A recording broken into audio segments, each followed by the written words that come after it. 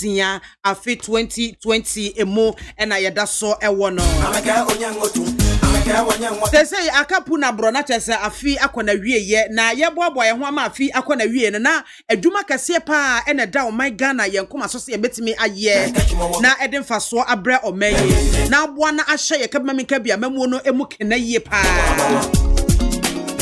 edi hwemu asese aka nafu amakomako dubako edi wuyi ne efiri mu a na chese aka nafu edu na Ghana ye kwa akoto santen akoto aba ayi mpanyimfo a womo na emfie 9 tabiade o manyi entotoye ne ho kro ne banyina ede be hye womo nsa edi wonso waboa ho ana na hwan amayoko ben na woto aba ede ama no na ede akwa na wo hwe ho ede ato aba no we ne nsem bi na wose utimi ebisa wo ho ese afia ba me kwa akoto yi hwan na meto ama no na die ne die na megina sumpo ede ato aba no ena busua mesrem o enye wadwen se wo nkoto aba no se wankwa nkoto aba na ne ya mpanyifo tai kan se sabio wo a wo yenyansani wankoto aba na sabe ejimifo eba akoto aba no eyi jimini ama na babedi wunyansani no wo so enti be sofa kwa dwendwem so why wadwen say wo ko register eje wo ID card ade koto no mkaka se ne ya kane no nanka nipa kire so police stations ni ade a wunya kwan kura betimi akoto no no mwa chese time abenya kura de ato aba na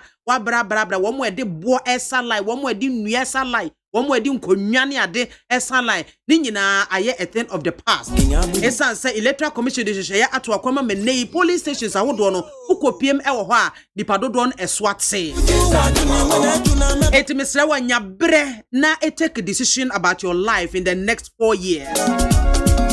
Na we dia mesrem a yenuanom mabunu na mojamono ewo mumu te se ko da menom no ha mo mojamono ewo mumu no mesrem emma manwoni bi medada wo ese beje tefa kakra ne ko na ekwa di sa adwuma yi efa mame beje we kakra ne ko di sa adwuma yi efa mame beyi we ne bezi da bi mesrem aso obi anaso manwoni bi ba wo nchen wo ye baburu titru mamu wa no emaywa de yentan huomo ewo sa kwan ne so wo ya ba mu wa brantie kama wo da busua mu a mesa obi di sika kakra ba se beje ko wia ballot box ana se obo asumasi asum ana ko ye kidigidi ewo police station ha sei na horoye emra ho na sakasaka emra ho no mu a menua di kan dwene wo maame ho dwene wo papa ho so wo mtiase a wo mtiase a dwene wo nuanom ho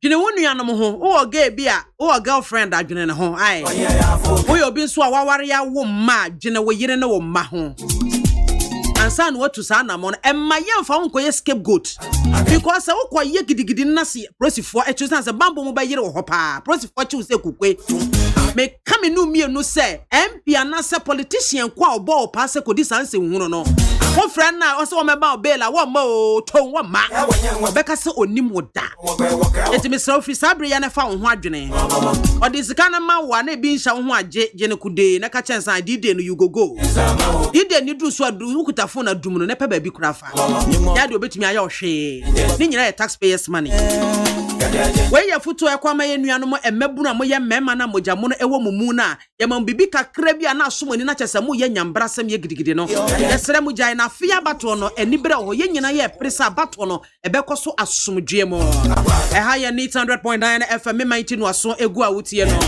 ebusua production crew ye crowd headed by Joe Damiado Magjero Sajima eboa ye nuaba frema abankron so atwi atomu live enti sabre wo hwe live e Facebook ye 100.9 FM live 100.9 FM live and what you call YouTube so despite media and when you now share live ho Mr. Wa braso na the comments no suggestions no questions na odi abaye bekin kan breast fatem e dia ma Mr. Ha me so atem didie so me so atem didie so enti won tro ye na eba na ya atem didie a na hunu se men kan and then me be very very strict pa e wo mo messages no so what the banner udidi atem you use big words men kan and you use small English I can obi abeti ase nya fe na me bedwene ho abe division of words and san metimi pronounce I can't do that well eto de ba na ensam no why no boko kama simple straightforward ne yekoye nem e ma medidi panyimu bi atem san se panyimu a wudi na tem sanka yo busuani a anka de ne be hwahwa ho Enchia kasia pa enko Emma me MAAME Francis Siam. Ebia obi amami ewie me ma good afternoon. Na eye nipa binom awoda ya wase etimi celebrate wo mo. Happy birthday kasia pa enkoma ohema esi intefua odame ado. Yankasa michi producer Jo odame ado ne ba ene wanya 3 years. O papa so odo papa onyame hrawo. Na nyini e wo Nyankopon ne nyansa emo. Na special happy birthday song ko enko Emma Michael Buadu Ochre o Toyota Ghana. Enne eye wawoda song ko Miki. Nyankopon enhrawo na onnom na onkoswa enti nanim enhrawo. Na saa enchie sonkun efiri wo ankasa papa Reverend Moses Ochre Edu. Uncle Mo baby I will be here me ma good afternoon. Any Ochre abusua ni nyina wo mo sre nyame enhira kase pa se emra wabrabo eso. Ebusiafo ye guswa happy birthday enko Emma WO1 Idam hey Rema Ashmakovwa. See, free SHS has come to stay. NDC is coming to make it better. Indeed, we actually started free SHS in 2015 with day students, and then in 2016 we added 147,000 boarding students. And so they came and continued the free SHS that I launched.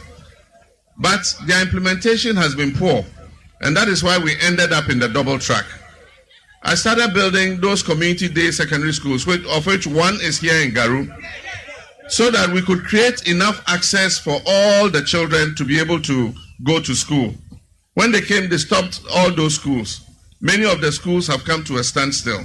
But if they had continued, we would have created enough room for all children to be able to get secondary school places. Each of those community day schools can take up to 1,000 students. And so we're building 200 of them. So if we finish 200 of those schools, imagine 1,000 times 200. That would have been 200,000 new vacancies in senior high school. We will not have ended up with a double track.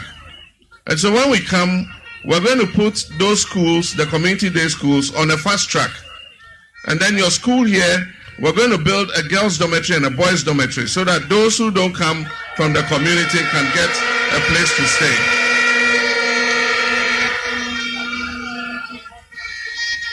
We will make it into a boarding school so that those who don't come from the community can have a place to stay and be able to learn. And so we'll finish those schools very quickly. And I've made a promise to the people of Ghana that when I become president, 7th January 2021, I give you 1 year. I will cancel the double track. I'll remove the double track from there. Man penyin dada yewra mahama on the namomemo no oka yoba obeye on the atroso fam or say SHS no or no and odwe who the bar first. Hey,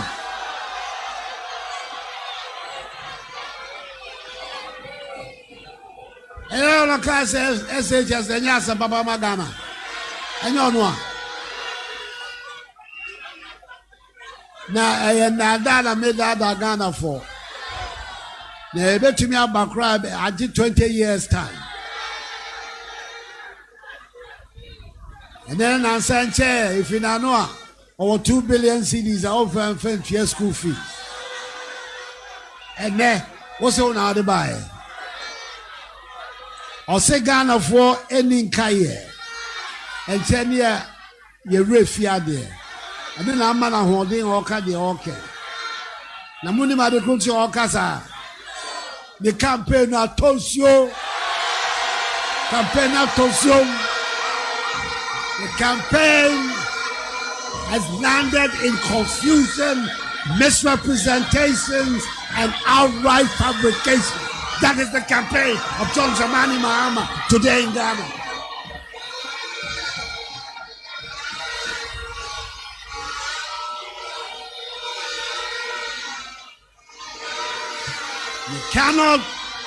You cannot go to the presidency of Ghana with lies and fabrications. The Ghanaian people will not allow that to happen.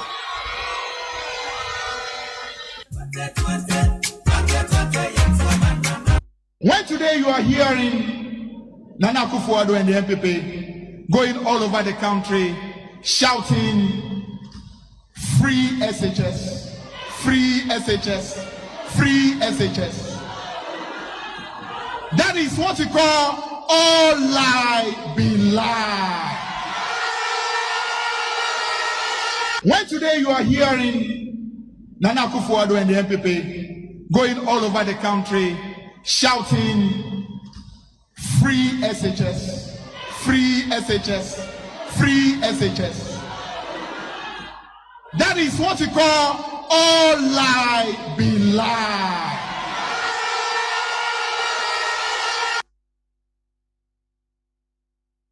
You come to the secondary level and somebody says, even though the constitution says you should do it progressively, I'll do it in 3 years. And that is the issue that we're pointing at. If you have a leg, the thigh is supposed to be bigger than the calf. If the calf becomes bigger than the thigh, then it means there's sickness in the leg.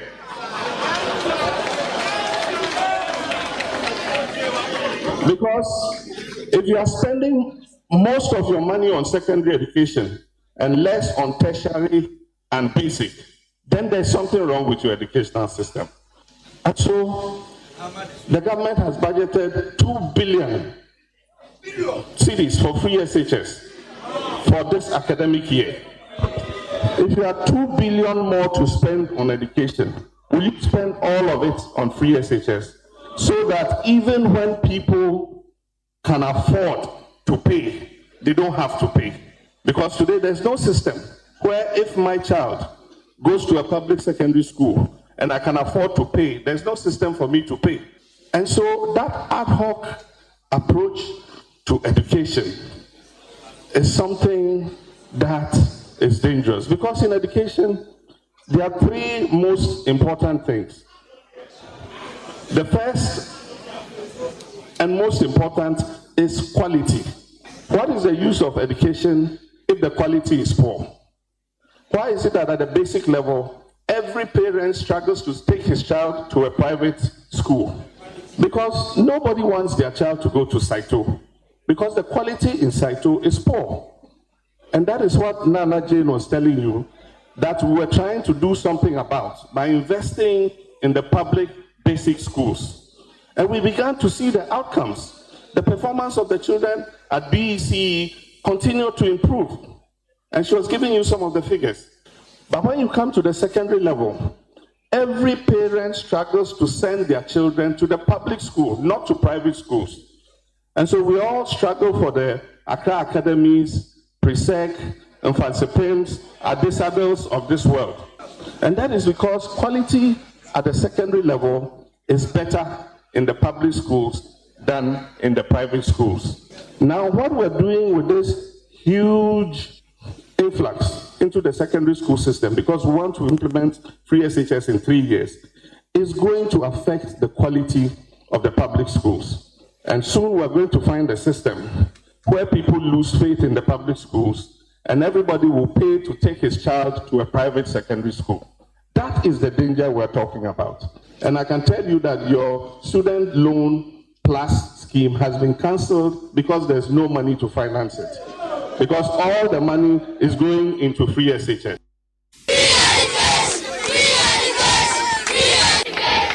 This vision of free secondary education was captured by our constitution drafters in the 1992 Constitution. I believe, as most Ghanaians, that education is a right and must be free. We will redefine basic education and make it compulsory from kindergarten to senior high school. Free secondary education. Our argument should not be about free secondary education. Nana Akufo-Addo stated that he's going to give us free senior high school, free food for everybody, including day students. If you pass in front of a school, you get free food. If you pass in front of a school, you get free food. Rally Okra, or say NDC for there, 20 years, one of the bear, yet to make travel. Yes, Remo, my Ghana man of war. Yes, mo. Yadi dia to me ready sabato ebe kruswe. Yes, mo. Kempa ye mumi enfan twetwe ntokwa. Yes, mo. Ye asundie. Dia papa mi obosko basase. David yakutem, Joshua kutem. Isaiah Sano, Jeremiah to True Benturano, Yadini Disramo Pamotel say, Abatua Betway, Yashunde, Yampen Topabia, Annuncia Manofre, MPP and DC4, CPPPP4, PNC, Mammy Akia Donkwe, and Yamana Fonina Yadina Pamotel, and Kotna Radio Su TV Su, social media, Kodi Obiatem. We ya chere wagini pokromoti enkasa etinye bia nim adwa gospel gender ministry dey simi katre maso se menka nchira mansan gender ministry ai ahoboa obi abetumra no ya do be fam na kwanso efri se mama ya basumbio Ebusiafo aha eye neat 100.9 FM mighty ena waso egua utie no na ye bonita sabre Dr. Martin Akote baby awobia ewe ye chia ye mawo aha na meka se mpanyufo bi abepiem e wo hanamo ene wo mo ebedi enkita ho kakra be wo mo ye joint consultative committee JCC team a wo mo efri oti region ena wo mabeka yensa e wo hai na mama introduce wo mo ansana masanya bana fiede enkomo na nkasa ababehye so me wo yenua bema Derek Mensa bozu brother Derek awie ye mo ha ye na maame ba jo microphone no eben o maame aha ye na maame yo na empom tisan anyame adom ye de rade ase oti region bibia abokode onyame nti oti region fo ho ye na mo se omode nchia kese e de brew me da se me wo mo so pa W1 me wo W1 Idam Baye George retired ono so eye JCC operations manager ono so abeka sa e wo ha W1 amen akwaba yana bibia abokode oti region bibia ye fine mu nyina checham ye ji wo mu nyina eso abusua momientie we na ye mra sesi a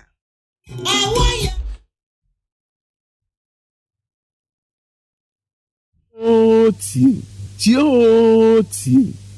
na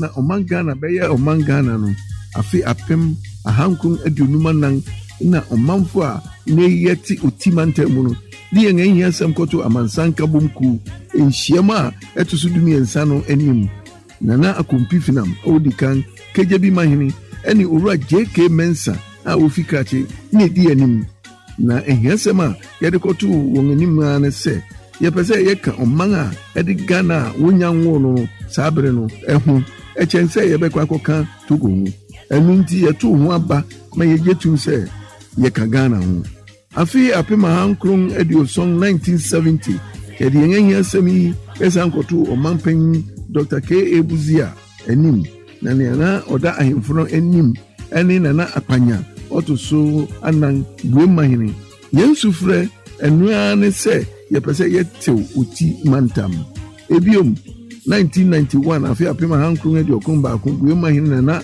Abraham Akpanya otuso asia SND ku yanim abofu yanim edi won asemikoto omampanyin sabre JJ Rollins anim se onhwe na nia won ehi asem no onyema won yantehwe anye ho afi apema hankron edi okun asia 1996 abofu fofura na Abraham Akpanya eda won anu esanko ura JJ Rollins anim se onhwe na onka asem no na yente utimantam eno so anyi ni ayeka na se sabre na impuntu fam no yenkan kura yinimu usisi yenwa kwa bebire so enunti na yesusu se yete samantam na ebeboa yen afi 2003 na sabre no mampan kufo no ye Sunday yen sufre ko nanim ko su kire no nanso wanka ho asem anwie eno fi na adeso yen abemamu ye ko so efise wo se ukokwa amoso a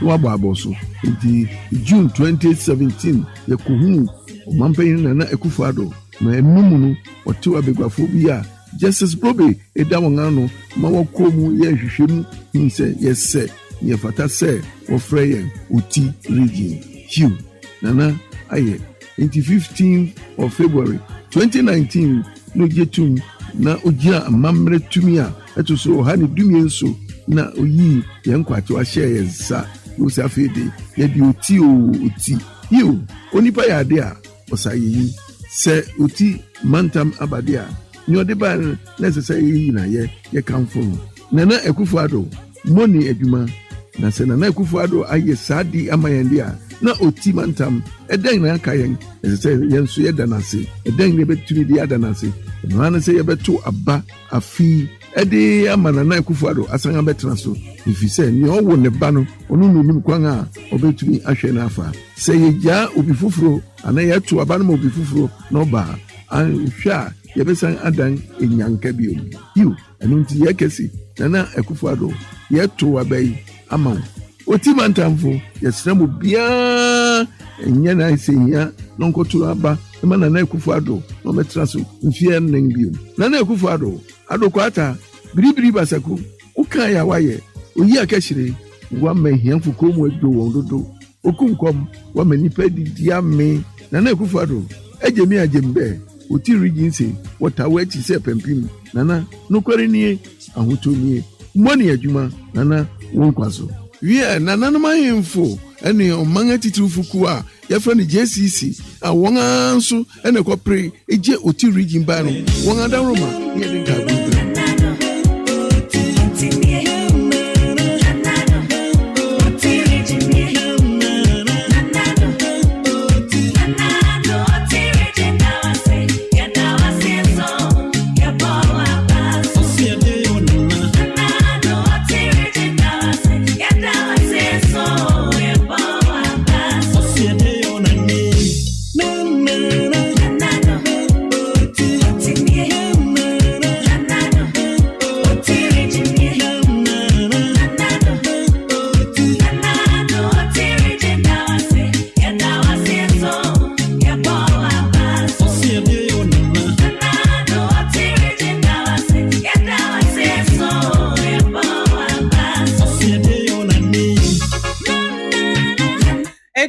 for Oti mantamo abedwako ena womo edru ha no brother Rick we de me chance e so ye ka JCC a anase joint consultative committee amu ye hefo yo mami BIAMAH me da se ye ka joint consecutive committee na ye Oti mpanifo ena opinion leaders ena eka mu na friend joint consecutive committee consultative committee no.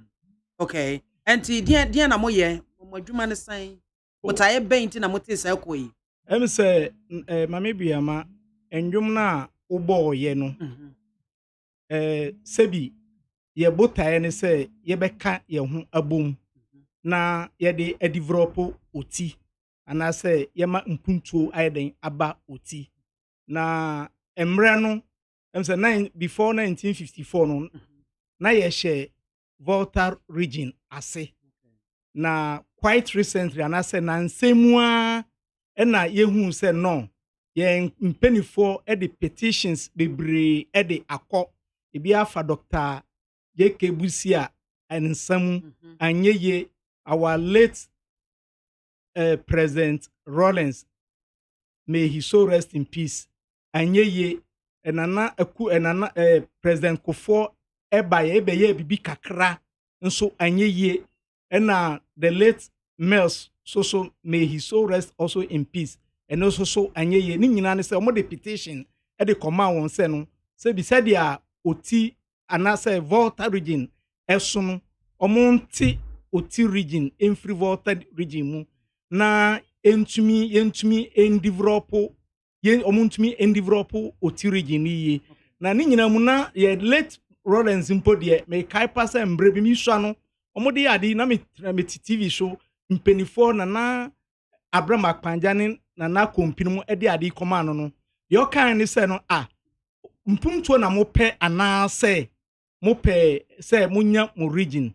omo ka so ye pɛ mpuntuo na mom sɛ yɛte yɛ ho a ina mpuntuo no bɛyɛ den ɛbɛbɛn yɛn ɛnunti na petition upon petitions omo di akoma all the president anaasɛ president former president omo betwam akɔ ni nyina omo ntumi amaye nti said ye ka no on the 17th of June yen Nana Akufo Addo president dankwa ebaye no na edi sa petition ye den edi ko koma no na okan se obetu abadwakuo na omo ahwehwem se asem na ye ka no otifo mpenifo ne ahemfo ka no se eto asumudi a ene adan bibia ni ho se esun kwan se no odi region no be den ebemaye enti me kai pa se otu abadwakuo Justice Brobe Committee ono na Justice Brobe na da commission na no ye nyina mpo ye gi twi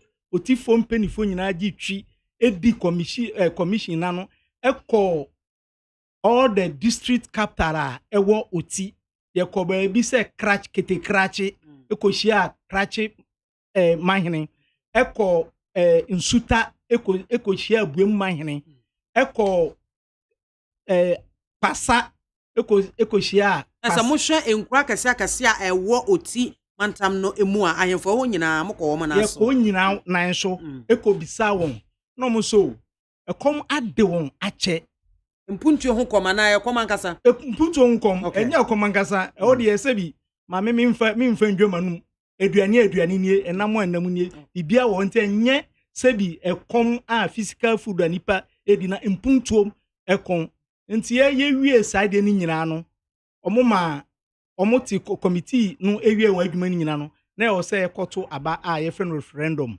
no kware ni ekobo dawuro ye ebinum kura de ase aboyendam enye se aboyendam mafa no world cup ya fa no world cup isen se nana maame se nye na nsem Nana Akufo Addo aba development sha ase wo ho a nka sebi ufri baby sebi kafra ufi baby se pasa da mango krachi ne ade eba dise ye de apumunsuo nyina edware wo esen se na ekwan ni nyina enye ekwan ni nyina enye banyame enche ade Nana Akufo Addo eba yenu development akese ashase ekoso ukoja ase kan to ade hohwe road omo ye ndura na adwena menamo ate ye beba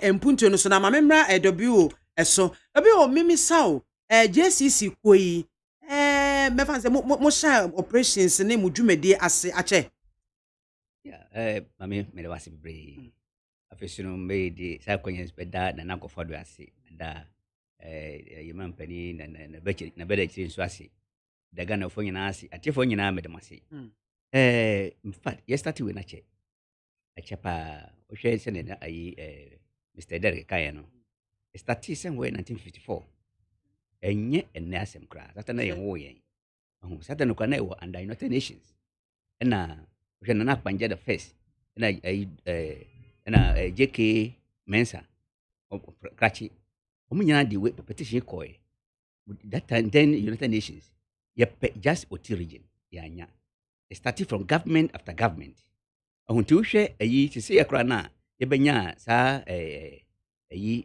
oti region kra no that's the fifth petitioner ye de ba na yes ayi krata to so be say enum amode akwa ndi last one enum no na mo emfaso afimu aba emfaso afimu ebaye ebaye kra no afi na Danko Akufo Addo the president nti ono ana edima yen na wo hwe sa ayi ayekan ni nyina no a in fact wa ya de amayen pa yen otiri info no yesi na wa ye no esumbo pa amayen echem world cup echem gold enti say JCC ko no die important na mode yesese sese a na ye hede ye ni say ɛyɛ ahemfo ɛna opinion leaders no ɛna nyina ka bom na sɛ yɛ pɛ sɛ mpuntu yi nti this time no GCC for no ahemfo no ama ana form sa eko no nti yɛ kɔ from Yes, amona mamoye campaign. Ɛyɛ campaign ɛma ɛkɔ ahemfo nyina ho ɛka kyɛ mo sɛ ɔmo nhwɛ bra ya brɛ ansa na yɛ Nana Akufo-Addo atima region no nti this time right no yɛ ahemfo nyina ho sɛ Nana wɔyɛ de pa ama yɛn nti otiri fo no enkai ade a Nana ayama yɛn kɔ ya prayer since 1954 enye nasem eba say ya even the fifth petition am kai previously no but say there ya hu say Nana wɔyɛ de ama yɛn nti GCC for no ye bohu dawuro pa say ahemfo nyina wo ayi ba bia wo bia wo otiri je no ɛso hu say ade pa abafie na ahemfo no eta Nana Akufo-Addo achi da sipe rather we sambra osubium na wo ka empuntuo ni ade free bra oti region yete ye no empuntuo titru ben pa na aba ho no mo a wogidi se so aba mfa so amamantam no mama BIAMAH me da se empuntuo de bebre isen se me ne wo kasa sesia no ukọ Dambai the regional capital Omusi administration office oba jase kan a ɛhɔ so Omusi regional education unit ukọ Nkwanta agric office Omusi sesi ameka say no metimi akasa aka be 25% kra no omo awie ukọ KJB a Omusi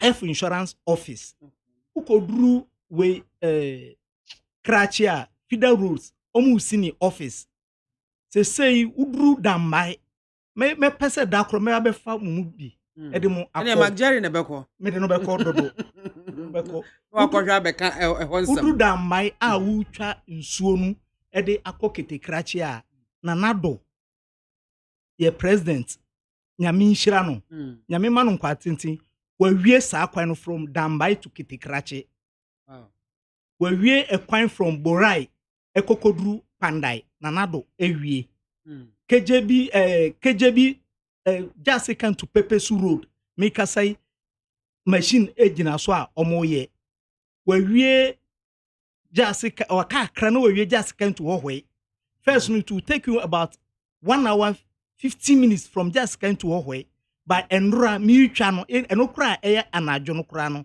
you take here 13 minutes from just second to Hohwe and now we go speed ekwan no na ye ba me go speed ekwan ya na wo ka so ya de tia no se wo kono yo do me go speed onye ni se sampuntu a wo ka ho asemi wo se aban bia na se mantam bia no enya saa ne maniti na ban eye de amamo ana mo fi se eno no abro mo adwene mo ntia se so dodo o mami we de sebi impunto de obi ape na minimi yesu pe se aban bia obeba bia no oye impunto na we de eburu ya adwene ye ntia se so 3.5 years and I say almost 4 years ni se na nado ebaaye na impunto a wa peti egugana a otiman mu so ye nsa ekan ye de no eno na eburu ya adwene ye ntia se eso impunto no de aba bebre na se mo anya otimantam na nkasa impunto mo nsa nka mami say W kaza no o say for about since 1954 my fans over 60 years over 60 years ni na me medical aka no say mre no me ho na me fi just kan a village called Kuje nti dia American obia ebetimase samre no wo ba gise utwa ekwan sibe 15 kilometers a wo ba gise wi watade no na wo de toka mu na wa shatade foforo se bibi say eni ho so why ko ni pompole ntwi identify say no say bi mama BIAMAH ni wow nti na mre bi say bi mi mama wu ya me fa mpo say me invite me mra eyi no me mra eyi because na mama macho ekwan no nti say bi wo bo ebeja obi eyi na wa ba bebre nti we die e ka no say na nado aye BIAMAH otiman ahemfo no nyinaa obia yeto referendum no say esiane say obia epenti no yeto 99%. Obia pe otinu NDCO MPPO CPPO me kai passe dana ye kan aba no na me ne Honorable Kofi Adams na me ne no de gina de bebi a ye kan aba no no so epe otinu nti otinu de na nado senka otinu ama nga samre nkran nka me kra ma yimi ho afi eho abetran kran so otinu ama pa no kware ne se nka bari senka me ma yimi ho afi ho abetran kran development bebre aba oti. Abusuafo me 19 waso egu a wotie na high neat 100.9 FM so na panyumfo eno wo twen komo yi panyumfo a wo mu free oti region na aba na wo mu ka eko bi a ye from joint consultative committee ho a wo mu na trotro petitions upon petitions since 1954 na to mu na nyame adom 2017 be ya na nyame ya adom a ne no wo mu hwehwe no wo mu satimi aka nei yetimi ama se oti eye mantam a ade ne ho eti W1 Idam Baye George retired ono oye JCC operations manager oti region ho na yenua be ma Derek Mensabonso ono so JCC treasurer ewo oti region honomo na mamemisa W1 eba 2020 elections ya oti mantam no, how do you see it? Bidaspa ambiama oshe bayi nananum GCC yeyomu akamafo no ya hu se ya ko ahemfo bebre omu nyina afo ebe ba cho ben microphone mame omu nyina afo aso se ade akufado na akufado president aye no obia ne yeso na abane de 2020 oti region for nana adoran kwa akufado the president 2020 obia for aso say obia beto abama say na tuma referendum no ba so no the same thing and basa to ama na nado dan kwa akufado na wanya 99%. In say the JCC mu gia towards say mo beto aba no e de ama mampanyi na akufado. Brother yo mame sadia W ekan no enu anu no pepepe mi se me ka say be 3 months ma leave aye nyina JCC mpenifuo akọ hia na nakrachi wura sebi obia se no amamremu nu so obia ade de maw na wanda na se a eyebone se na emre nu Yesu Kristo osa patafo edunu yare nipa ba akọ na ekoda na se no obisa se nkro no wo hin sa so na mamre so eti nti obia agi atum se 2020 die door to door campaign na ye obia efie bie mu omaje atum se no we ye aseda aba omode da na Akufo-Addo ase esen se president bie ni ho waba former president bie ni ho wetumi anya akokuduro said Nana Akufo-Addo enya asa akokuduro nu nti sa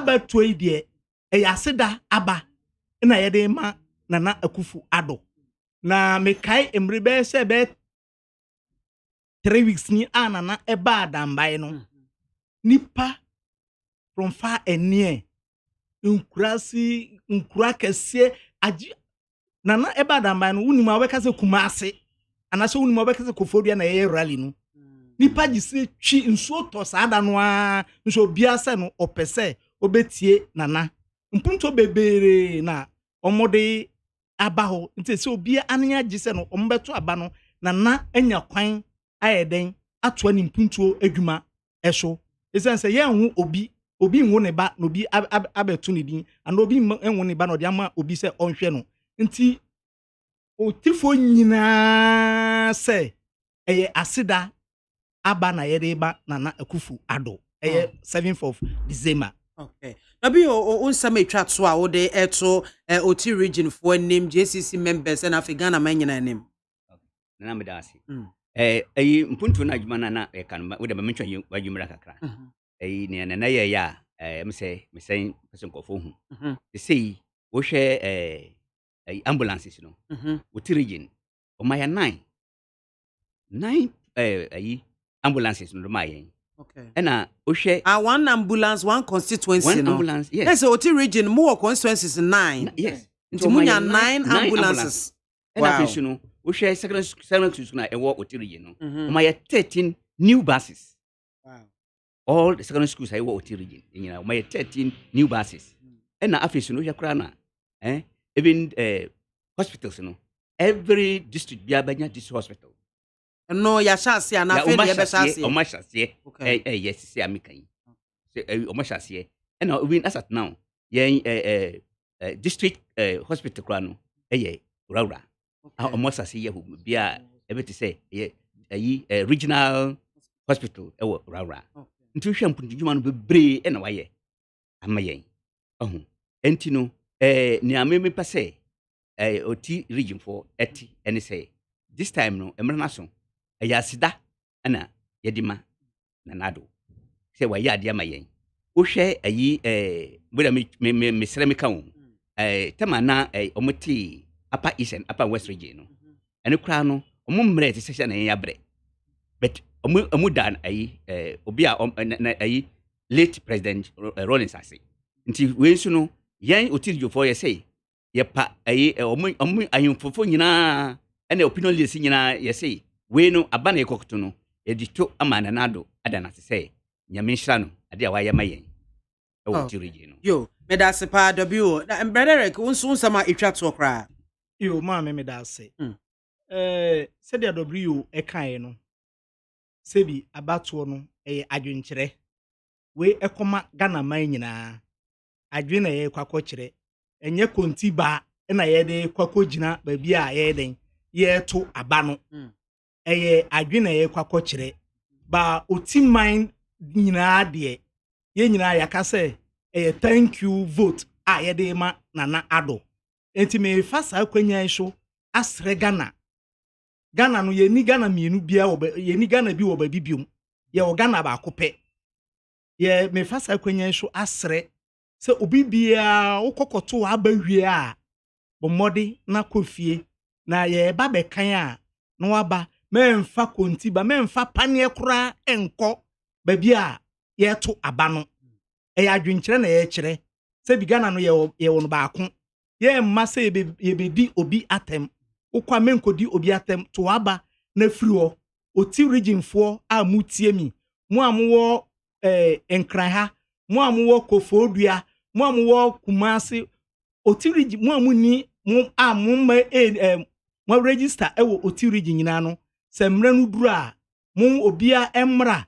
no ommemeto aba no onto no asumdwem na emfanda Nana Akufo Ado ase mpenifo opinion leaders JCC obi bia se no aseda aba na ye kwakoto nti we de aseda ba Oti titu na meka ama na minim yiye se no 6 regions no a wate no soso no ombeto aba edi ama Nana Akufo Ado ese Nana Akufo Ado waye bi ama Ghana waye bi ama Oti nyame nhira Ghana fo ni Oti man nyina medamo ase yenso yeda sipi W1 item by George retired the JCC operations manager yeda sio that's it so na yenua be ma Derek Mensabonsu JCC treasurer ono so obeka yensa Brederick yenso yeda se ma me meda se yo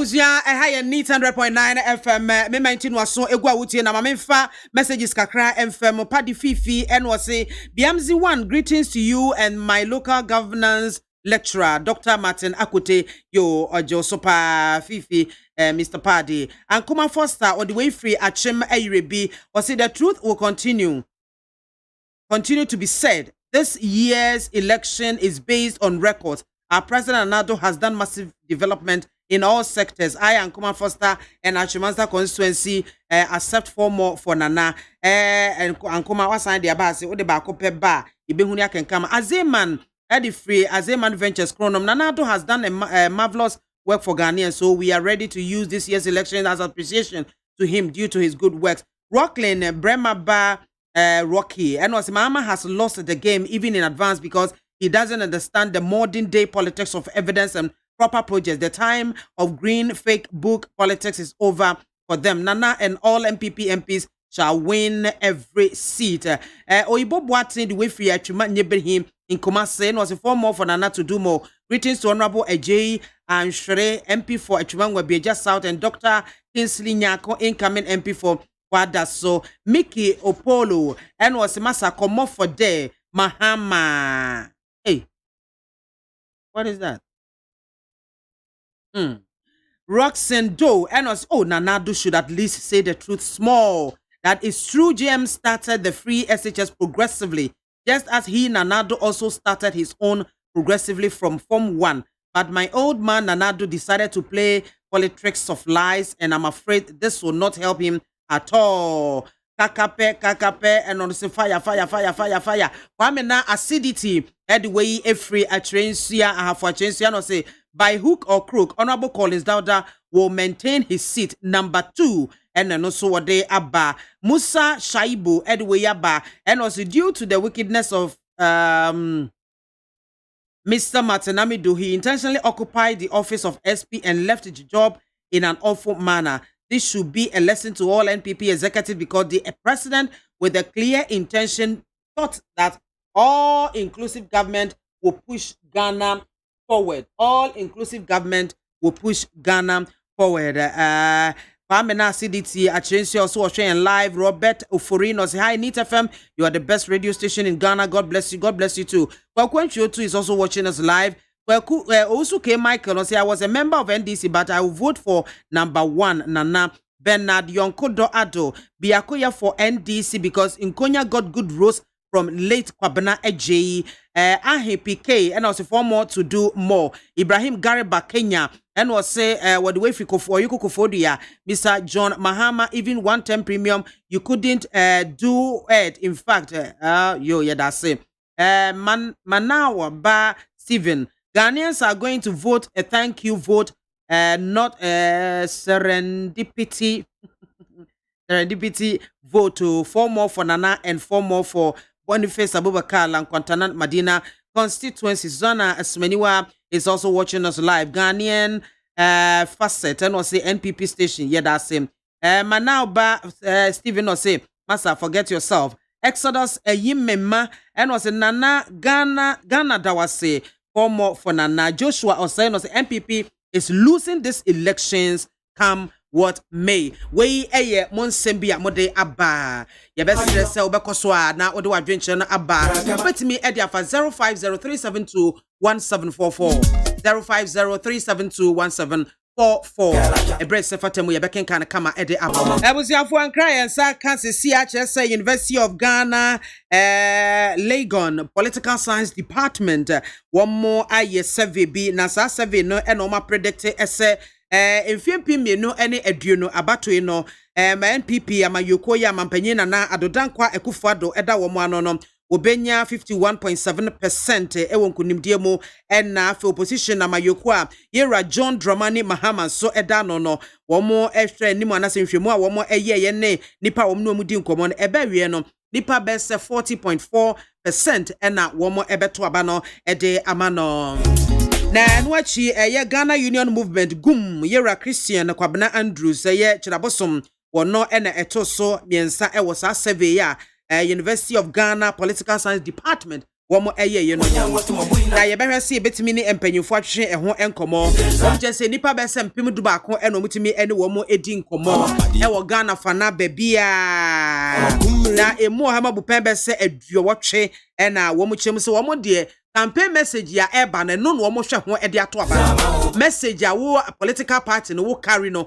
eno womo hwe ho e de ato aba enti wei eye survey no so aba bonti abepie mu a ye behwe na ye ne University of Ghana ye Legon political science department empanyufo a womo ewo ye no womo edi eho enkomo yakoso aka usemi 90 na waso egu a wutie no aha ye 100.9 FM ne ye de aseda Makunu Ghana Limited for esanse womo adaroma enam womo saso na enawie nkonwasie no aye possible pa etu womo de womo nuro tatahwe enura ese enkabo enso esa yade tatahwe pa kunufo edi hunchu capsules abaye memedro sonko bema untimi enwunso yie wudwonso ne biakam ojonso no ayase ya obema sane ma fitafita bi efifirimu eba na to ne achenchema a mesra wa da bomoden a ese obema hunchu capsules bi abenwo na wanonom no kama na atimi aclear system no amawo na watimi ade wo ho waside Mr. K wa ba bema sebi watenka ewo form ebeboa pa na ayisa de na afi honom na sebio atenka na agina ne nice one kasa se pabene afa wo obi a wo premature ejaculation no so be correct ne kama e de ama eno dan chen a kunufo e de x and y granule sabai no bema sebi wo low sperm count mo wo ho ana me nanfofo no mepe o masempa low sperm count for no esanse duru ba bia o mu yetu no o mu yehuhu o mu kasa dodo asembide na besen yenkwa ya sabe yenkwa hwehwemo so me obi a metimi gina me nanso se menua utuo ne to all right nanso okuma bo bia ana mpesa me ka kire ma ate ase edima onsanka kunufo o madro x and y ground so bi ne intimi twitwanjo na emmoa opa na wugina na wo kasa watimi de wonsa asi obo pampampan akase meme se masene mu ba na ekwei asembi ho emu odu mintimi nka ne pain so watimi de wonsa subo akase masene mu ba na ekwei Aba bazin person so kunufo de aba etwitwa eje madodo no a wo ba sabi wo fichikwa ho sam aye problem e de ama wo afichikwa no inu a entene ho ma ebeba nso so aketua bi na de ya wo mukura ne se wa yase betimi adwo sa machesa hoto de ahoto wunya bi enti ebeduru bre bi ma wachima no wanya na chese ato ne ayamhyehyee na ato ne ayamhyehyee ankasa pa edi abusia bomode se wo yoba obema ye ex araba bazin posi bi aben araba bazin posi na aben wo na setimi eben wo dia ebeboa wo pa ayisa ohawa wo afichikomu no efri ho ama na ken tablet so eyedro sonko a kunufo dia ba obi a BP na hypertension ewo so no Mr. Wada no be na intimi moa na emra from kama emfa ema kunu for wo show mo akọ East Legon wo mo ewo e Champon Junction Prawa mo 0244139176 Meche 0244139176 Afa 0204139176 0204139176 Ena die twa so 0274 139176 0274139176 Wadaroma ena wobo echidom okọ pharmacies chemical shop ne herbal shops nyinamu a wobenya wo mu enrebi ato Kunufo adaroma ena wo mu ebo echidom ma enne me manti dwumadie abusiafo enne sembebre ne gu aponso ayebetwe ho kommo enne free senior high school we se menam de ba ye na we na me na ahya ase ne fan ko se ena we se woboa wo na ade ba ye na nka na woto ho pe no ade a woto ho pe afa de wo na ade ba ye enne ensembebre yaka nefo amakomako du e ba ko na Ghana ye ko akwakoto aba sen ena sese kurom esi etie ai why na apese oba bedi o mayi eso ni nyina ejina wankasa oso miameka esehwe wabora bom hwe wasetena mu na eto aba no na hunu ba bia de wope ai de wope no ato ma obi mfa sika emedada na ma obi mfa bibi emesesa wadwene enti dien na wo hwe ho ato aba afi 2020 yi ensem bebre ne free campaign ahodo mu NDC ne MPP enyina quarters eba enti nywahwe ekoso ewo free senior high school hunu de ne ensem bebre mabobo voices ni bia ama mo ankasa mwati ase ai mame mo Free SHS has come to stay. NDC is coming to make it better. Indeed, we actually started free SHS in 2015 with day students, and then in 2016 we added 147,000 boarding students. And so they came and continued the free SHS that I launched. But their implementation has been poor, and that is why we ended up in the double track. I started building those community day secondary schools, of which one is here in Garu, so that we could create enough access for all the children to be able to go to school. When they came, they stopped all those schools. Many of the schools have come to a standstill.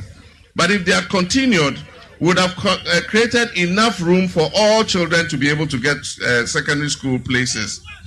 Each of those community day schools can take up to 1,000 students. And so we're building 200 of them. So if we finish 200 of those schools, imagine 1,000 times 200. That would have been 200,000 new vacancies in senior high school. We would not have ended up with a double track. And so when we come, we're going to put those schools, the community day schools, on a fast track.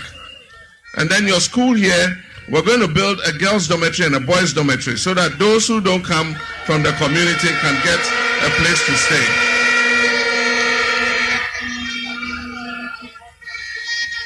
We'll make it into a boarding school so that those who don't come from the community can have a place to stay and be able to learn.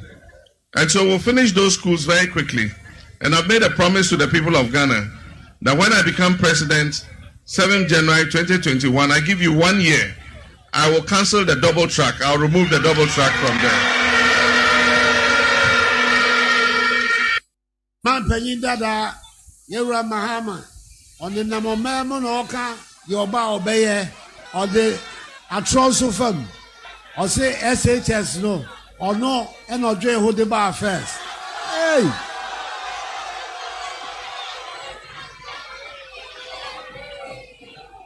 eh no ka SHS enya sa baba magana enya ono a na na dada me dada Ghana for na ebetumi abakra agi 20 years time. And then Sanche, if you know, over 2 billion CDs are often for school fees. And then, what's on how to buy? Or say Ghana for any kaye. And 10 year, you refia there. And then I'm not holding Oka the Oka. Namuni Madakunti Okasa. The campaign at Tosio. Campaign at Tosio. The campaign has landed in confusion, misrepresentations, and outright fabrication. That is the campaign of John Dramani Mahama today in Ghana.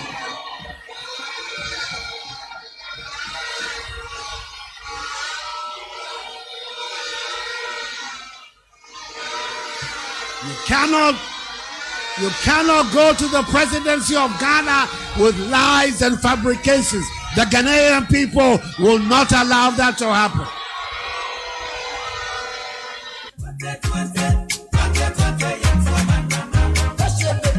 Ebusiafo and neat 100.9 FM no so egwa wotie nyame adom Bismarck Abobi oka NDC National Communications Team no eho osan so ye ayawa so West Gogon NDC chairman ewo hono Bismarck Ayima Mafio Miss Mafio me hu wa che say ana mani age awo na campaign te say mami they say the last hour o obi ade last eguso MPP ekoye NDC ekoye nyame ya adom a Ghana for be share John Dumelo any John Mahama ni monyam ewo ayawaso West Wogon Pesuaso ya gia to me say the change is coming. Na change no I was say a bohumbai. And you know me bambofo no umpo they have a role to play. And me sere bambofo mo wo me yimu say omumma efutu a nana say two edit two police administration no me say egu omo asunchi from head to toe egu omo asunchi mami eni da asem bi si wo me Pesuaso na asem a na ni enyan a any kwan say baby any biedri ya holding on to 1992 constitution up to now sa nyamanisi mami di aniama na woka ho asem eni da so ya wo billboard kese e wo American House ena na ado danko akufo ado ni pesu asofo ya wa asofo so mpese oni wo mu be kasa enti wo mu be ye rally e wo American House mami wo mu koye banner eko high scaffold saudi ya yegina so di fusro yi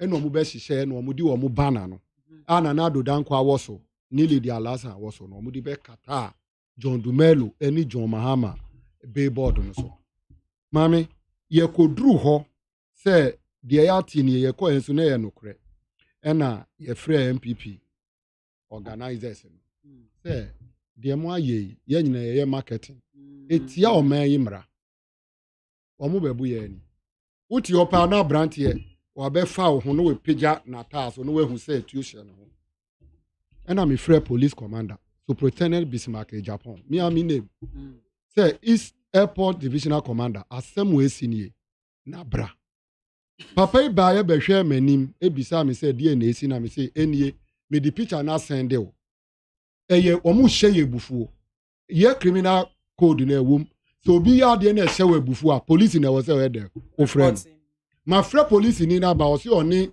MPP for no ko di nkomo oba ya obeka kire me place Bismarck there is nothing I can do about it. Let them finish their program. I will let them remove it. And I'm saying, do you know the marketing implication for somebody to cover your billboard that you have rented and paid for even 1 minute? Do you know the marketing implication? Papa no share many catch me ka or radios who are on me. Ni radios or on the office. Or on the office are on me.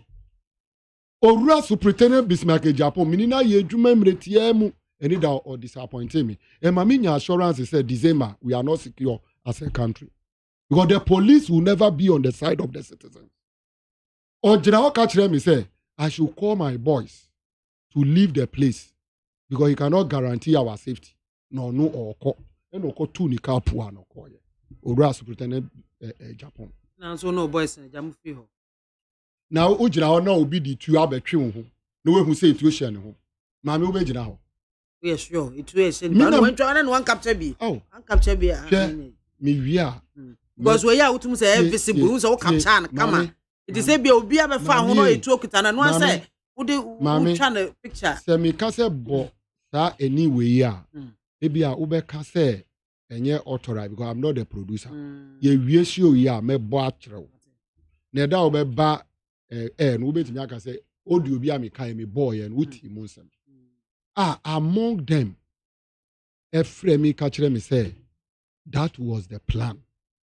Now it's good say we left the place and they are prepared to do everything with the weapons that they have. Yes. And Times Regana for Nana Otunfo.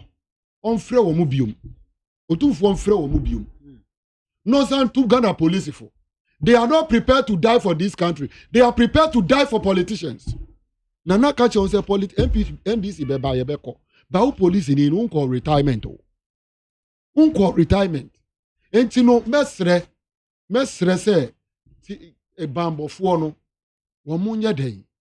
Emma wo mu ani enkuti memufo ye ho than the political parties because yebe wood to or memans and yebe join political parties. Okay. I became a Ghanaian by birth before joining NDC.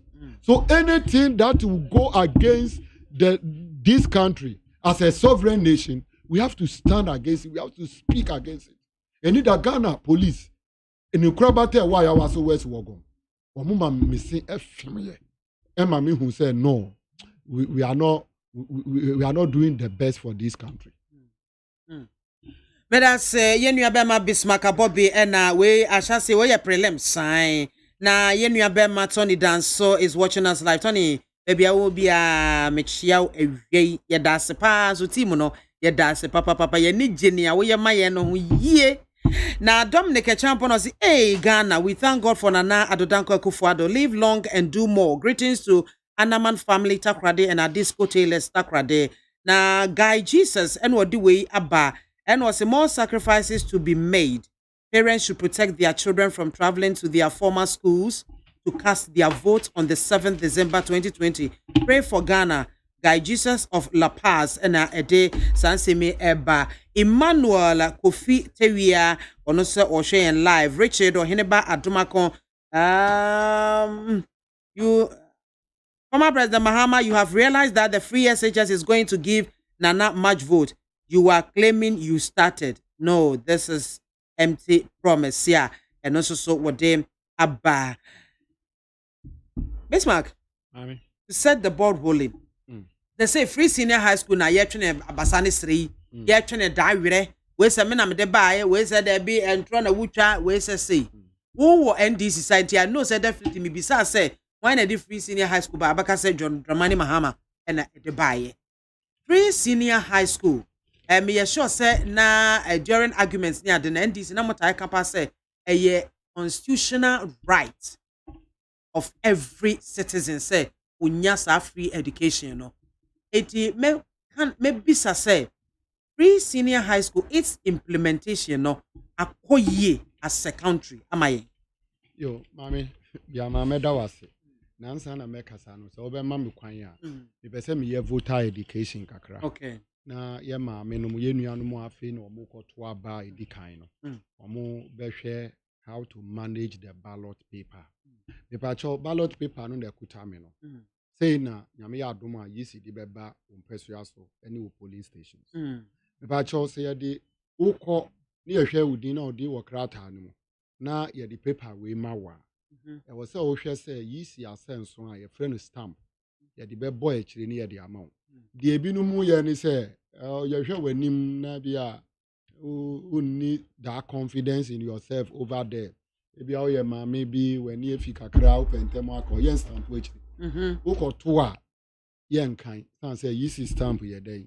eni echire enti me pa chew ye udru ho a de obeti paper we dey share wons oh please de obeti sa paper we share wons an me pa chew hwe say wanim no obeti no wanim no the ruler to so na wate wa wanim na wa bobo ni say no obebobo no no dey share wons o ye ni say ya o tiwi a obebobo omo ya kire omo kwan omo bobọ no sane ebe ya obi anim enko chia enti ye bobọ de ma wie na stamp bo akire a de obeye ni so o de be call box no ba bi obekọ akoto aba o de two table no so na de usabo ink no mo a ye sere se mo am wo Facebook umfa usani insisu sei o de obe ma kokromoti na anim no abanche na o de John Dramani Mahama e wono ma 2 ho na o de ama no o wie a pipa wonsa ye di tissue beto ho se tissue ni ho kura wo de wata de kura se wutiri mu no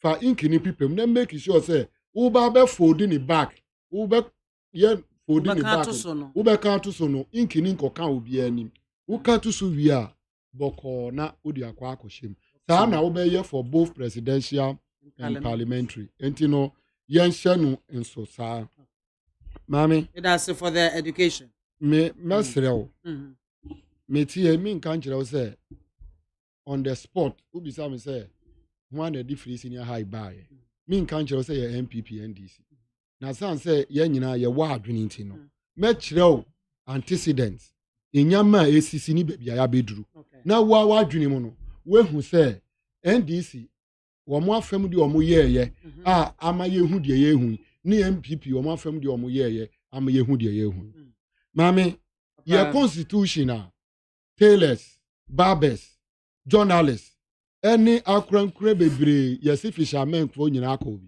MPP for Ankobi, because we more adwene mu no, there was lawyers in the cultural constitution. They said the people's manifesto, ye call man for Nasi or Musi ni adwene. Ye call G adwene fro, a form ho, fitter for, mason for, any engineers, doctors, lawyers, or more may document ebe bo me akoye ni mu no. Saa na ye constitution na saa constitution no mo no ya kyerɛ wɔ hɔ pefe sɛ sukuu ntoasoɔ secondary school no ye kɔ yɛ ni mo no wɔ sɛ ye ni nkakra na ɛbɛyɛ free means obi akɔ a ontua hwe ye nyɛ saa na mami obi sɛ ɔbɛkyɛ wɔ adeɛ sɛ oni adeɛ na ɔbɛdɛ na wakyɛw ti sɛ deɛ na do COVID-19 baa ya ɔsi ɔkyɛ nsuo no Say na kan nsuo ni wan na do dia na obeche. There is no way. Say obetimi ache ade a uni. Electricity na odi cha. Obi na ye electricity no ma odi cha. Enti di oye ni di odi cha no. Wo mo nyina obi anye na afem de. Maame your constitution can say asem we ache progressive free senior high ache until John Dramani Mahama started the constitutional implementation of free senior high. Maame na wo mo ye your constitution ni jutum say ye ni akade na ye betimi a start no putuprum. Enti constitution no ka say ye siesie ni nkakra. Yes, enti John Dramani Mahama, any professor na Jeno Poku, ye vice presidential candidate, inshallah, nyami ya adomo ono be your ba odi kanya, oba my way ye pe the second in command, obe your ba ebesi ashema enimonyam. No yet the minister of education. Womu starti bibi ani efe no secondary school improvement program. Hono ye targeti baby a schools ni bi wo hodada. Emu achire nipa bebre wom. Ye be pe kwan ye be bemu. Ye be bemu ade ni ye hia classroom akola no betena. Ye hia dormitory obetena ho dormitory obeda. Any baby a obedidi. Se nyama we ye bebre. Ye secondary school improvement program. Ye World Bank program ye MAAME pursue. Yes, our program no and or the pad. Pad ya mu use ye di ka ho say ye nuanom nkwala na omo edu sa omo panyin fie so no. Ombetimi use say na be ya prevent wo mo say obi akọ na efichire nti no we bu ni senti no ontimi nye de enko kraso MPP for born ada pa say e be yesem ba ni nyina akiri no ekwan ya da wa ye betimi ayesa ade no biom omo ka say de na ya ba yesem say progressively free no ya di sanitary pad eko chama ma no ba ni nyina no ye MAAME wo si oba sa ade no obeye because of person ma bebre ko classroom no mbeye ti so no vice chancellor any flag bearer deputy aspirant or babeye the second in command of this country many haba ni nyina ko si no John Dramani Mahama started with day schools OCC sa dan no war improvement expansion no and was started say enkwala na bibinti omo accept say omo ko day no enye omo ebi ana omo parent ni bi enti no person ohinha omo awufo komu kakra enti no oti wo school fees no so efa ye koya nim no tamo wie the first secondary school ewe kunfi eye Professor Mills ekrom okopa ho ntoma no 2015 and pa free senior high ntoma say the next academic calendar no onu John Dramani Mahama oba be starti free senior high akova borders so progressive free yes hanso no now was starting 120 and over free senior high. Where bank di ewum eye de ewo ho 200. Ye ba be free abem no. Ye wie bebre na. The idea ni say ye wo underserved communities. Ye ka say underserved baby wo ho a community ni secondary school no kura wo mu ni bi. De wo mu wo eni e bi a private school. Ya ban so asade ye say u be ye ni free a. Say kura se no so wo mu nya bi. Etu be ka se enya ni free de na ma min si dan no ma wo mu ansa na ma ye ni free no kwa wanya classroom aye dey atna eno ne yedi guso a aban sisa ye e baaye na do baaye eno o say free senior high no mi ma kanu mre bi atwam enti no mi ba beye enti na Ghana fo nyina adwum ni mi enu a yakọ school kakra obi se oba beye free senior high na che se wo first year second year third year say free ana me boa so obi so be che wade free ni enye wo dem obi so ba be che ade no ba ya o si my Jerry o hwe na hawa na efusiti no wa me dada enti aduane no ma ne bi enye discrimination unim na fumu unim de awum by na do ba ye no o si obeye free senior high odi share bo Ghana for to abama no onya wini ye na o si mi free senior high no mi be start wo first years basa momo se mo de free senior high by eti me fan say bia so no start wo first years and now already no second and third years we're enjoying free senior high ana mami when tie me itio pa me ba cho the oil na is a nuisance ba cho ebusuafo afi na yenua bema nana safo je baba kan sa ha se asafo je akwa ba Okay, this affair no, but me buy kakra. Me fancy 7 million. No, na die mu na so buy. O predo do nya but e unko we bia. It just for jam akwa abampacho. Kwanu tum na Bismarck input the issue across. E wi a mema platform now so akasa. Thank you. Mami, sesi na me kai e bia wanti, e bia so na ye tiefo so afa o mo kon. Okay. Dia me kai ni say 2015. Na John Dramani Mahama Epa Ekumfi Secondary School Opa Hunton. Said that na professor na je mpokuti ho. Se mu wo audio na mombo. Na Ghana fo hu. O kan wo plain. Said the next academic calendar aye de to aba aye ofiri aban mu na do ba ye no. Oba be ye free senior high to cover borders. So what you here? Eti na do ba ye no so oba be ye ni free. Eti ni anim say free there. Na ka first year, third years, second years in free. Na do. Na me bisa say me ba o. Say according to the NDC, mo de progressively free senior high school ehase na mo start implementation with the day students, right? Yeah. Etinka Akufo-Addo na MPP ba power omo de SHS 1 for e ba no. Already no SHS 2, SHS 3 were already in the free senior high school that system. One is I see. And now ye twem. No, me can't no free no, mommy. Saturday school na ni ye hwe wo mo no. Na ye first, second, third and first years. And no na ye hwe day student wom. And no see the next academic calendar on the borders be count. Eti na do buy no see ye free no. Now say ye free ma day student and borders. Need free ma borders. By obe start ye ewo first years. Emma day for there na ye di ma omo no for second and third years no yi free ho. So what you see? And no starting ni free senior with only first years. Mommy, is it not progressive free? Yeah, what could school kakra? Then enye na oka dia na mnim say omo SS2 and SS3 no. Omo already in a free senior high school. They were enjoying it. They were those. It is hard to ye free ho. One more day no. And no John Dramani Mahama take care of them for all the classes. Three streams. Na do buy no. And obey ye Saturday school we ni free. And no starting in free senior high no. With from only first years. SS1. That is Nanado free senior high. Oh, okay. It's not in line with the constitution because here no one trial. So they don't believe in progressive. And no best start here. Who started here no who started only first years. And the second year, 3rd years, omu Ghana forma. Omu free him fan a buy. And your progressive, what is that? And to first years, who do second year, now I enjoy, who do third year, now I enjoy. No more bano et what was. Yes, he and Bisa Nanado say, no, wako school kakra. Is it progressive or free for all? Mami, here, UNESCO, come website says here, net share the omu trofa John Dramani Mahama. Tam was starting the progressive senior high school. They recommended him. Nanado also here no free no. They recommended Nanado. At the end of the day, no, are there problems with the free senior high? Yes, there are problems. Awufo Jitum say People's Manifesto ye kwa awufo na so no. Womu Jitum say free senior high no. I bet distorted womu financial issues. Parents mum na kasa. Yes, because enkwala ni be fia. Emre omu be di wo fie.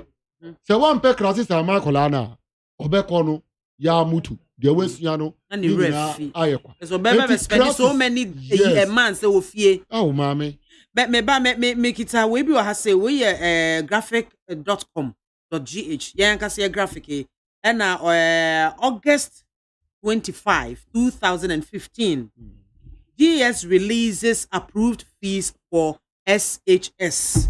And I make kakra bi wa ha say first paragraph ne pe. The Ghana Education Service has released approved fees for second cycle institutions for the 2015-2016 academic year. Boarding students are expected to pay 724.50 Ghana cedis, while day students will be required to pay 405.50 Ghana cedis. What do you say about this? It's not true. There is nowhere secondary school day student. www.graphic.com.gh. It's not true. It's not true, mommy. Yeah, yeah, analysis. No. Day student on the deal school. T 405, 700. It to a part says Wamoko school, they are only spending 220 on borders. They are feeding for the term, which is not true. School. So that figure is not true. Oh, okay. It's not true. Sikana Omokane said the difference is what they are feeding the children with. It's not true. So sometimes we have to be very careful with the information we read. School. The student be any what you have 400 or me. Upa biela na parent or move me code school or move free no mon kanjero. I nya buy the supply textbook or man the supply textbook. At secondary school, John Romani Mama ye we nyina textbooks were free. Nana do buy bisa say we print one textbook and my parent na. Mami, UNESCO mika chreo. Eti ye started progressive free senior high school. Ya adwini mo no. Yem building infrastructure. Aden nana do buy infrastructure. Yem Papa John Romani Mama started here. Edan ya yesi no waja na jejem. Ukọ yi Kumase. Na ufa no edubiase. Ekuro bi we frɛ no fum so. Uhwe dan a John Romani Mahama esi a na do waja esi ho wa Asante Memo ho a ese ya. Na me use na do oni adwini papa ma o man. The all one say onya de na ofa nkanfo ne ho onya ne yie so. De na do di ni sabe so mu bia na ajegu. It is out here now there 4 more for Nana. 4 more no or the bed destroy senior high school. Dan no mo ko first batch of free senior high for ko education is about say only 30% and on betimi ewura university mo. Because if you fail maths, 45% a fail maths, 32% a fail English, this percentage a fail science. Who can bomwa? One of those subjects who lose super, you cannot go to university. As compared to other results are higher. So access and quality is very key. Since you mean you can say headmistress, intimin kasa, headmistress intimin kasa. Who can kasa sa bind the uye ni say ne bebwa because any ehwen kwala na ye be tag ye be yiwedi ye be transfer intimidation. Adan na wo say basa. Eti John Romani Mahama bo share very simple. Okay. Ye ba private schools no mo wo underserved communities. Me see for mama. Me see for. Baby underserved no ye baby aban school ni ho. Private schools ni wo ho. And na say ekura kese mu a wo mo wo academy dormitories, wo mo wo classroom, wo mo wo dining halls no. Aban ni wo mo ko di nkomo NDC aban ye be baso no. Ye ni wo mo ko di nkomo ada people manifesto no. Wo mo agi atom say omo be boa me ya ye free senior high ni yi. Enti na John Dramani Mahama ka so ba or the private schools no be den e be ka ho. Na fe edan ya ja na jejem. Ba bia wo se ye si bi ka ho na ye be mu. Na me ba me mo anu si but yi sa edan ya sama okay e-blocks a wo ka say aban ba well according to information kakra magather and na watch mu say e-blocks no mo wie 29. It's not 29 according to this group almost infrastructure facilities Emma Ghana. Mami. One researcher, one more no. So we be kan ukra kire about number of schools you see as and ye hani over na. Ministry of Education. The Ministry of Education be kan e be working oforiata budgeting. 2017 budget can oforiata ebe ready no. Or can say ye 48. Enti baby we free the media minim. But me prove e dey actual na patch of one no see mama. Minim baby as hard research ne. Me patch mate. Me prove the actual. Notwithstanding, mami, say 29 kura na ye wi a. Dey na si na do danko akufo ado kwan. Say or complete because sika no eye amanoni sika eye World Bank money. Dey na si no kwan say odi beto aso na we wie. Ma bobo bebre fum so de e da no ya na me call boase ameba. E na me hu say dan ni si ho. Ewe nachi. Ena meka die na si ni kwa se obesi. John Dramani Mahama so oba enu na himfo eka hospitals omo ajai ekwan ya Koko Rosa omo ajai. Ni nyina oba through the 1 billion big push, you know. Me say 1 billion, 10 billion big push, you know. Ye ba be ye na ye yi double track in every ho. Say ye be ya sa kola ko suku ani mami wa reshe mu say oko 3 months na wa ba 1 month na wa sa ko na ni budget any kwe of us here the bano so as compared to what we are enjoying now. Very, very bad approach to free senior high. No, yeah, baby, boy, you starting progressive free. in line with the constitution. Mate. We will work with the parents. Mate, we will work with stakeholders to ensure that the thing is free, affordable, accessible, and quality can be secured. We have not abandoned e-blocks. Get fund, replies NDC. That was say. Mami. Yes, Papa. That's mame. According to him, according to the person who was addressing the administrator of the Ghana Education Trust Fund, Mr. Richard Boadu. According to him, 23 of the e-blocks were to be constructed by the World Bank, with the government of Ghana through the GET Fund assuming responsibility for the remaining 101 contracts. He further disclosed that when the governing New Patriotic Party was taken over in January 2017, 29 projects comprising of 7 World Bank and 22 GET Fund Ministry of Education projects were completed. It's an America say as in 46 or 48 you were talking about, but 29. Oh, Ghana Web. When was it published? Date. Neighbor, I'll show it to you. Date. Friday, 25th September 2020. Me see on Kano correct. Oh, because Kenoforiata budget GET Fund for no Kano correct. Me see one Kano correct. Kenoforiata budget mo asem na make. But say Kenoforiata be try and draw there. And here this why we stand. Me patcho me that say. So what you me that say pa Bismarck me that say. Na me ba be can say. Oh, what me say for no see mama nti me ba next round up. Fa share e homa me, fa share fridge mu. Nana. Mami. Akwaba. Chia me that say. Na quick one mami fa we nso tudwa. Bismarck, me bet now Wakasa 23 minutes. Oh no, any joke. I really know. 23 minutes. It's you know, me so me started somewhere around 3:3. Respect him. I don't know. You are starting at 3:5. Budget was. Budget was. Me started. Me that's what I mean. Me nimsan ko betra na ko atina sum kakra. Odaba. Nye dikan. Me bana mitie ni kakra. Okan ya was West Wogon asem. That constituency me interest wo pa. As a former Grassac president of Legon. Me nim campus politics no nim ya was West Wogon politics. Ya me fa ni crancy honorable Tremantie Jako. Me ne ye adwuma kakra. Etino ya was West Wogon there. Metiase Bauleshi politics metiase. But see, it is funny when NDC's benchmark.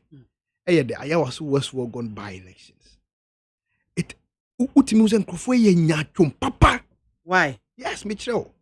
Me nim free baby. Me nim baby grana or them me na me yakra. But etiwa by-election me could be, me who be. That time no for. That time no, not the regional youth organizer for MPP in Eastern Region. Honorable Frank Anodompre, the current MP or the current member of Parliament for Nsawam Madridri. Me dineti Kobe. Etiwa by elections me who be.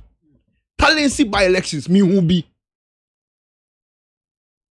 Moyana ene okasa or ye reference. Etiwa Anita Disoso at the Kafa ni pasu okwemu. I didn't mention it. So now Tiom and I asked West Wogon and I asked West Wogon and I asked West Wogon. It exposes the hypocrisy of the NDC. Me fa I know too because I nunti na me baha. But on no the betray. Look, I asked West Wogon. But on the pictures near the actual mode Nana Akufo-Addo and Lydia Seyram Ibana Akwakata John Dumelo and former President Mahama so a billboard so I am not interested in pettiness. Why are you not interested? Once I can I say pettiness. Why is it petty? It is so petty for me. Why? What you say? Because only a year was a petty man say.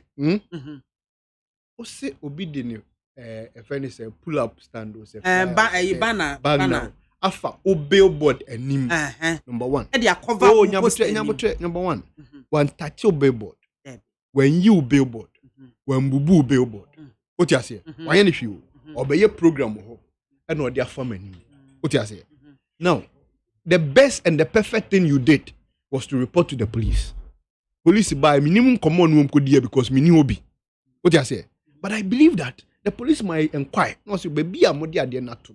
ebia enya nti munyi amoso nyam ho na enwa munya space bia wo se honkwa nti eno is that the bone of contention that is the bone of contention that then mo de mo bana no ko hata wo mu ayi nani ose mani wo makọ kasa eti mu de mo nko mu wie program na wo meyi okay obema mo ayi what's your problem we nti ne metwe wo dare we ni ye dede we ni ye dede wo kromai omo ha no enti we ni ye dede wo ha mami ka se mi cho look he domelo I also was oguso acting so him acting oguso acting na adwuma so no enti no acting but 7 December acha 8 December e be chere say yeah politics so you should keep acting what do you say enti abobi no mu di nechi no acting sa o ma trust script amano e no follow no acting so you timi koto I am distributing 10,000 then laptop no I take to no picture no dey to social media no I'm doing that data me mo gempa you see I no ka say me masters wo gempa o ka chere so ni class reps e di nkomo e wo gempa oba be mayen ye friend say data o say dey near dey classes